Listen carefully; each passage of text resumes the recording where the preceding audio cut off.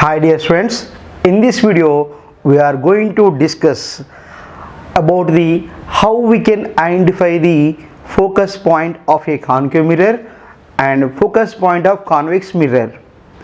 Among these two mirrors, which one is called as converging mirror and which one is called as the diverging mirror? Let's discuss.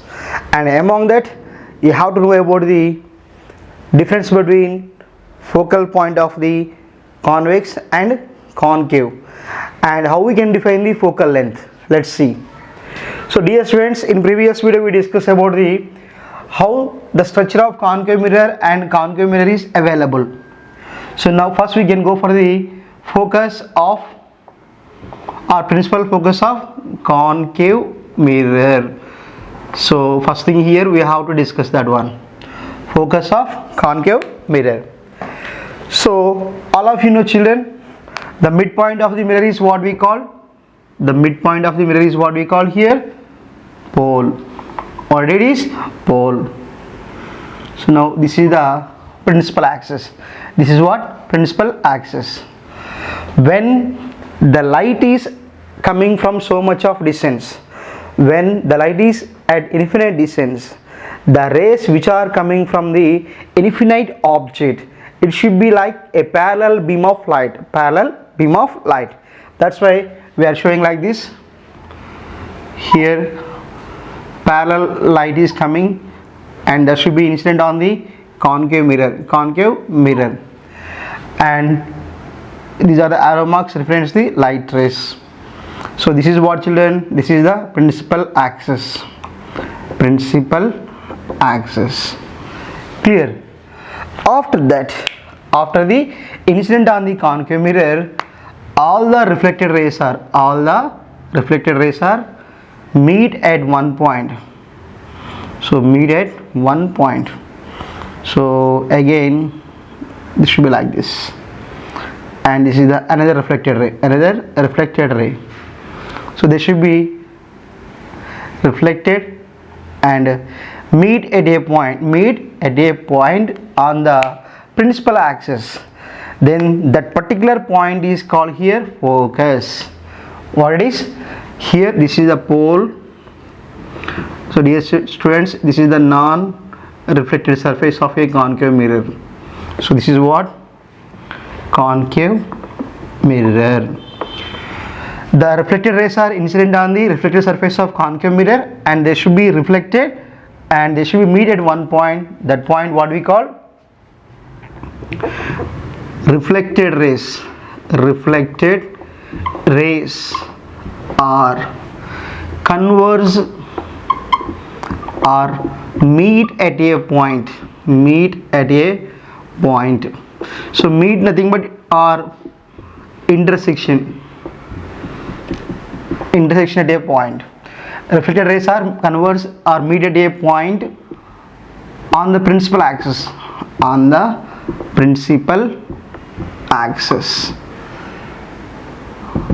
That point is what we call principal focus of concave mirror. You can observe here, this is the pole P and this is center of curvature PF. What is P? Pole. What is F? Focus. And what is C? Center of curvature. So dear students, the reflected rays are meet at a point on the principal axis. That's why it is called as focus point. And here the reflected rays are meet particular one point. That's why the concave mirror is called as the converging mirror. So to understand the focal point of a concave mirror, he was given a small activity in our textbook. That is what we have to take the one concave mirror and there should be hole in our hand and we have to stand in the presence of sunlight, and after that we have to take the one paper and we have to stand in such a way that the sunlight is falling on the concave mirror. Clear? This is the concave mirror and we hold some paper in front of the mirror and the reflected rays must be meet the paper on the paper. While we are continuously keep like that only, after some time the paper will burn. Why? Because due to the concave mirror, all the reflected rays are meet at one point. We know that the light rays consist of some heat energy. When all the light rays are meet at the same focal point, the heat is generated. Due to that, the paper will burn. So that is the activity was given. For example, just imagine all these are the sunlight light rays. These are meet at this point. If you can keep some paper here with the help of any holder, obviously it is going to be burn. So this is, children, focus of a concave mirror, and why it is called as converging mirror. Why it is called as converging mirror? All the reflected rays are meet at one point. That's why it is called converging mirror. And children, the distance between P and F, this distance between pole and focus is called focal length. This is the definition you have to remember. Distance between pole to focus. This is the what we call focal length of the mirror. Capital F means focus and small f means what? Focal length.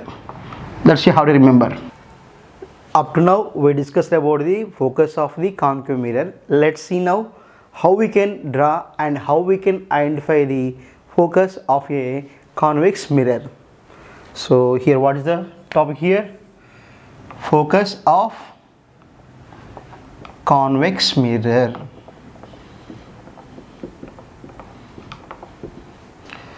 So this is the convex mirror, and this should be non-reflected, and this is the reflected surface. As usual, this is the principal axis. Clear? So simply we are drawing like this. Okay.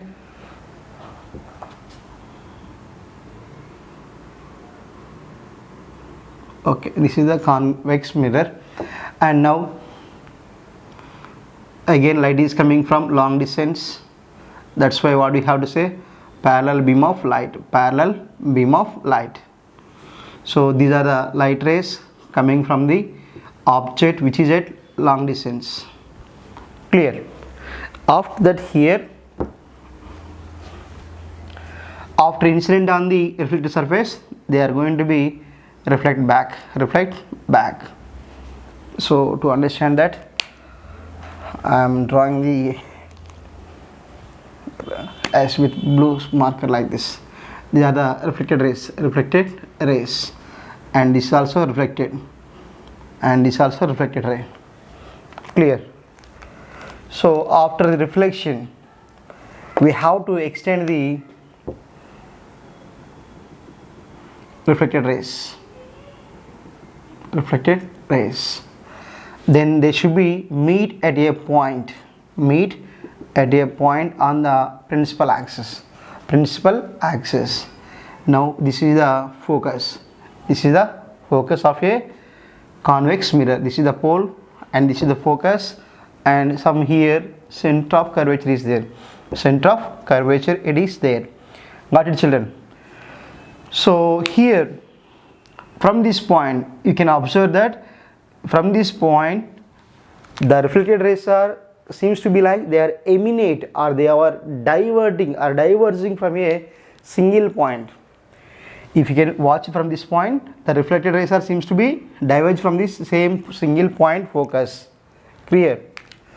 When we can extend the reflected rays, they should be meet at a point on the principal axis. That point is called as the principal focus of the convex mirror. From that point, you can observe the reflected rays. They seems to be like diverge from the same point.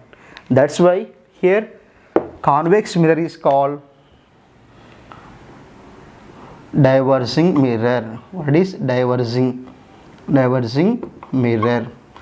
So converging and diverging.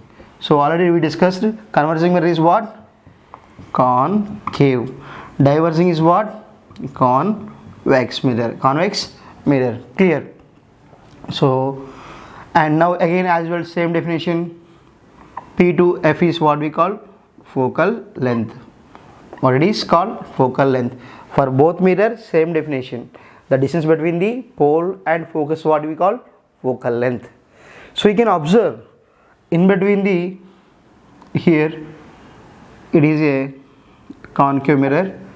So we are showing like this. These are the parallel beam of light. Clear?